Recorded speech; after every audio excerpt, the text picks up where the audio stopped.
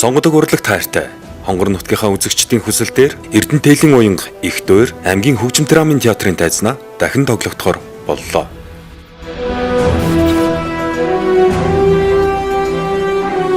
(2018 оны 5 дугаар сарын 16, 17-ны өдрүүдэд 19 цагаас 2хан удаа тоглогдно.